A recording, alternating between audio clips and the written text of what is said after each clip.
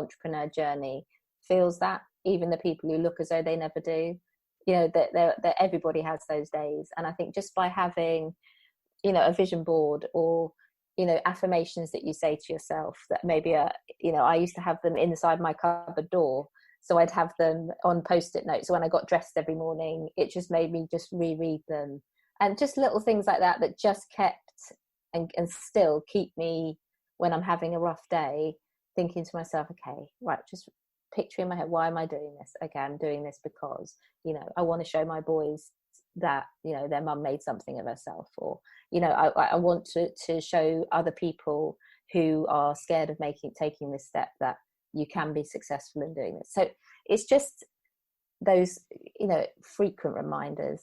And I think that that's what helps when you're having those down moments, is those frequent things to remind you why you're here.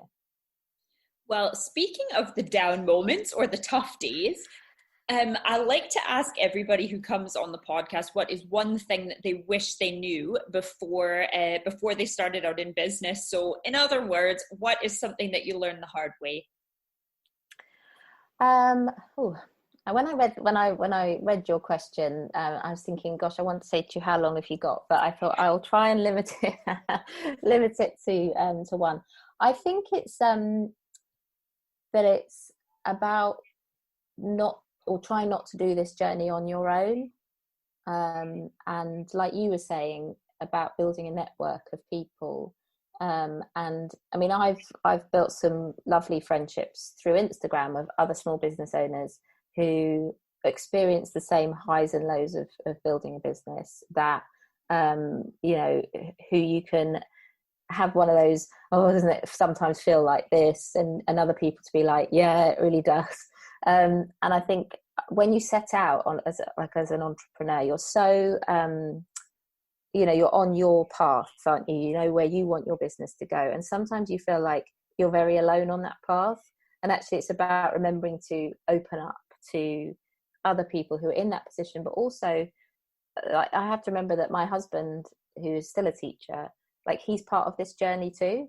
And I have to remember that sometimes to sort of let him in a bit, because I think he wants to know more about, you know, what it's like to build a business. But you're so in the business, aren't you, all the time, that you forget that there are other people who could be really supportive, and he is really supportive. And actually to have those conversations sometimes just kind of lifts you, and you think, oh, actually there are other people who are here to talk to, or who are on a similar journey.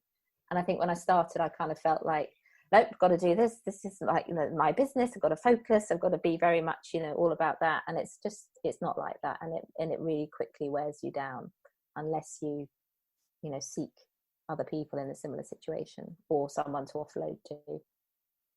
Oh, I totally agree. I actually don't think I would have made it to where I am with my business. I think the days that you were saying there where you went, oh, I should just go back to my career, like, this is too much or this is too hard. Had I not had that support network that I've built with other small business owners and other creative freelancers, just people who get it and who understand what I'm going through, and who I know I can open up to about it, and even opening up a little bit more honestly online in my own posting and things like that, and the comments that generates, I don't think I would have made it here today without that support. It is quite lonely at times, and especially if you're coming from a job or a career where you had a team of people around you, or you worked in an office with loads of people, or like yourself, you would have had, you know, I'm sure a ton of staff around you that you were used to kind of working with. And when you have a bad day, you have somebody who gets it. It's really hard when you go from that to just you on your own and trying to navigate it yourself. So I totally agree. I underestimated the importance of that support network, and I'm so happy that I have it now. No, definitely. I think it's interesting when I first started. I remember I would be at home, and you know, you work all day, and you don't really talk to, unless you're kind of working with clients, you don't really talk to anybody. And I remember my husband at the time was a primary school teacher, and he'd have spent all day talking to the kids, all day talking to other members of staff, and he wanted to come home and sit on the sofa and put his feet up. And I'd be like, hooray, it's another human. And I would just talk at him for like half an hour, and I could sense he was just thinking, please stop talking soon so I can just switch off. But it's funny, isn't it, that unless you build those relationships, it can feel very insular.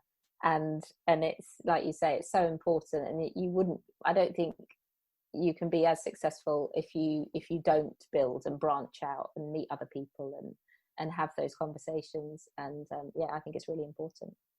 Yeah, and it's just not as much fun either. I mean, I guess it depends. I know some people are quite introverted by nature, and maybe they quite like working from home or just being on their own. But I think no matter how introverted or extroverted you are, you do need some of that. And it makes your day more fun when you can check in with someone and talk to them about something that you found challenging or share a win or whatever. And you know that those people are in your corner. And I was laughing away when you were saying that bit about your husband, because it's totally the same here. It's like, it's nice to have some peace and quiet. And now having, whatever week of lockdown we're now into, both of us working from home and sharing, and we're in a 2-bed flat, so we don't really have our own space to work in just now. And I'm thinking, some peace and quiet would be nice. But up until lockdown anyways, I certainly jumped at the fact that there was another human being to talk to after being stuck at my laptop all day. Definitely. Oh, well, thank you so much for sharing all that with us. You've given myself and the listeners a ton of great advice about what coaching is and how to find the right coach and what kind of value you can get out of coaching. And I think it is, I know it's something that's been around for a while, but it seems like something that a lot more people are talking about now. And it's really good to have that clarification of sort of the differences between a coach and a mentor, and the different, aspects of business and life that you can help with. So thank you so much for that. And the only other thing that I have left to ask you then is, where can we find you online? Oh, okay. So I've got, my website is strivecoachinganddevelopment.co.uk. And then on Instagram, I'm at Strive Coaching with an underscore. It's always helpful. And then Facebook is Strive Coaching and Development. So yeah, that's where I hang out the most. I just enjoy conversations and talking to people around aspects of being a small business owner, but also obviously making changes and growing, yourself in any way that you feel at this point in your life is right for you. So yeah, that's where I am.